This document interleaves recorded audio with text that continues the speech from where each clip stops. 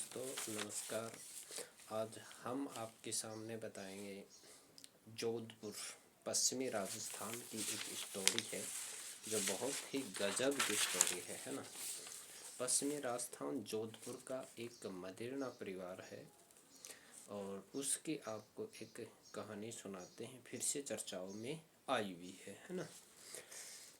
तो कहानी है मदेरणा परिवार के राजस्थान के पश्चिमी क्षेत्र जोधपुर की, जिसमें 3 व्यक्ति रहते हैं। 3 व्यक्ति जो राजनीतिक में अच्छी खासी पकड़ रखते हैं। अशोक गहलोत की सरकार में वो पहले थे। महिपाल मदेरणा, भंवरी देवी और मलखान सिंह, और मलखान सिंह की बहन है इंदिरा पूनिया। इंदिरा विश्नोई, ये विश्नोई परिवार से संबंधित हैं और इनकी जो कहानी है वो वास्तव में ही बहुत गजब और लाजवाब है। मदेरणा परिवार, महिपाल मदेरणा, भोपाल मदेरणा परिवार की जो है महिपाल सिंह हैं, वो भोपालगढ़ से चुनाव लड़ते हैं पहली बार विधानसभा का और वो उसमें जीत जाते हैं। उसके बाद में वो ओसिया से चुनाव लड़ते हैं। ओसिया से चुनाव लड़ने के बाद में क्या काम करते हैं कि वो ओसिया से चुनाव भी जीत जाते हैं। जैसे जैसे कहानी आगे बढ़ती रहती है वैसे वैसे लोग का आकर्षण भी बहुत अच्छा और प्रिय रहते हैं। अशोक गहलोत की सरकार में महिपाल मदेरणा है वो कैबिनेट के मंत्री बन जाते हैं। दूसरी ओर के मलखान सिंह की बहन इंदिरा विश्नोई, जो बहुत ही अच्छे दोस्त थे इनके, उसमें एक और आता है। उसके बाद में कहानी में एक और जोड़ आता है।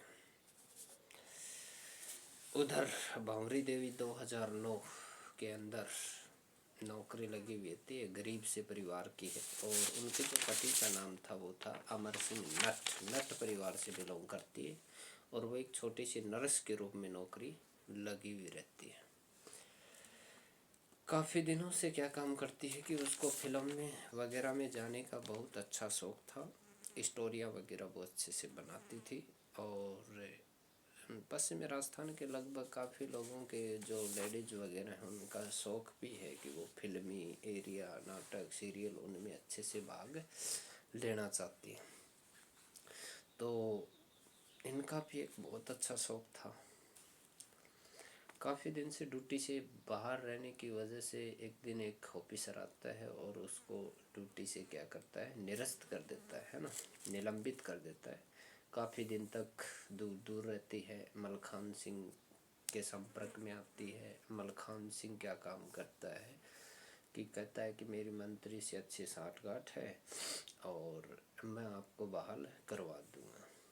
महिपाल मदेरणा के पास इनको लेके जाते हैं। महिपाल मदेरणा के पास लेके जाने के बाद में इनकी नौकरी से बहाल करा दिया जाता है और फिर ये नौकरी लग जाती है।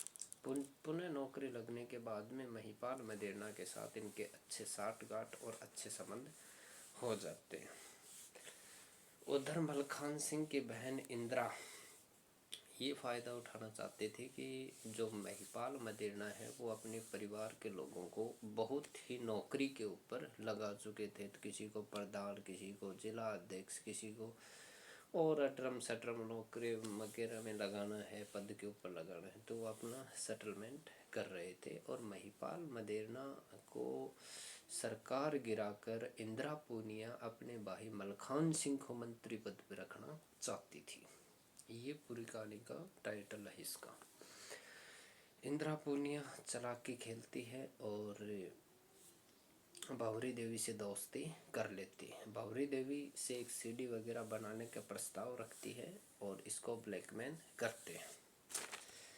इसके बाद में इस कहानी के अंदर और नया इंटरेस्ट आता है, चलता रहता है, सिस्टम चलता रहता है। भंवरी देवी क्या काम करती है कि 52 मिनट की सीडी बना लेती है। एक दिन मौका लगता है, 52 मिनट की पूरी सीडी बना लेती है। सीडी बनाने के बाद में क्या होता है कि भंवरी देवी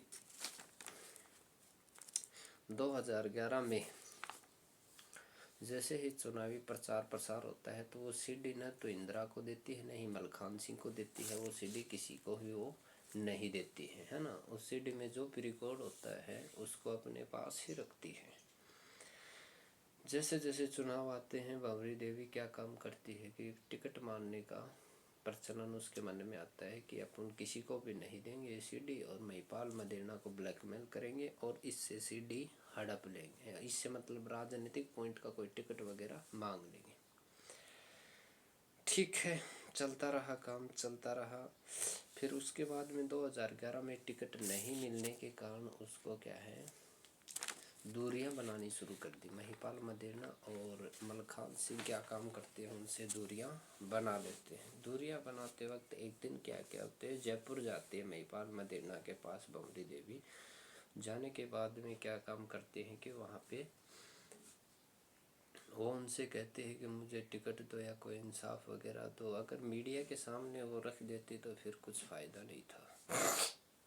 वो उनको ऐसे ब्लैकमेल करना चाहती थी। वहाँ पे सुना है कि जयपुर में मंत्री जी के ऑफिस पे तड़प झड़प भी हुई, मारपीट भी हुई। उसके बाद में वो बीजेपी कार्यालय में जाते हैं। बीजेपी कार्यालय में जाने के बाद में क्या होता है कि जैसे बीजेपी कार्यालय के अंदर वो जाती है तो वहाँ पे जाने के बाद में सिस्टम शुरू हो जाता है। पत्रकार बंधुओं को भी इसकी सूचना मिल जाती है और वो भी अपना प्रचार प्रसार इसमें छापना शुरू कर देते हैं। अगले दिन जब अशोक गहलोत की सरकार थी, उनको पता चलता है तो इनको मंत्री पद से बर्खास्त कर दिया जाता है। फिर क्या काम करता है कि इंदिरा पूनिया एक गैंग से हाथ मिलाती है। इंदिरा गैंग से हाथ मिलाते हैं, मलखान सिंह की बहन उन मिलके, और उसका भाई एक सोनू और रहता है ना, सोहन। बिलाडा बुलाते हैं। बिलाडा एक उनकी डील होती है। 60 लाख रुपए इनको देने के लिए मंजूर किया जाता है। 60 लाख रुपए देने के बाद में और ये अपने बमरी घर पे रहने लगी। एक गाड़ी वगैरह ली आई 5 लाख की, और पैसे वगैरह अच्छे खासे हो गए। ठीक है, जैसे जैसे सिस्टम आगे बढ़ता रहा, बढ़ने के बाद में सोहन और एक गैंग के साथ इंदिरा पूनिया प्लान बनाती है कि इसको 60 लाख रुपए न देकर इसको एक सुनसान जगह पे बुलाया जाए, और सुनसान जगह पे बुलाने के बाद में इससे सीडी हड़प लेंगे और फिर इसको मरवा देंगे। रास्ते के अंदर बिश्नोई, जो मतलब बिश्नोई नहीं, उनकी जो गैंग होती है, इंदिरा ने जो गैंग भेजती है, उस गाड़ी के अंदर उसको बुलाया जाता है और कहता है कि तेरे को सीडी दे जा और वो 60 लाख रुपए ले जा। 1 सितंबर 2011 को उसको ले जाते हुए सुनसान जगह के ऊपर ले जाया जाता है। ले जाने के बाद में जो गैंगस्टर होता है वो अपने पैरों तले दाब के ही बाबरी देवी को प्राण ले लेता है। लेने के बाद में क्या होता है कि 1 सितंबर 2011 को अमरचंद नट FIR दर्ज कराते हैं। दर्ज कराने के बाद में फिर से मामला गर्माता है, राजनीतिक पॉइंट आता है। फिर इसकी CBI जांच होती है, CBI को दे दिया जाता है। तो CBI जांच को देने से पहले क्या है कि उस कैसेट का खुलासा हो गया था और लोगों के सामने सारी स्टोरी आ गई थी।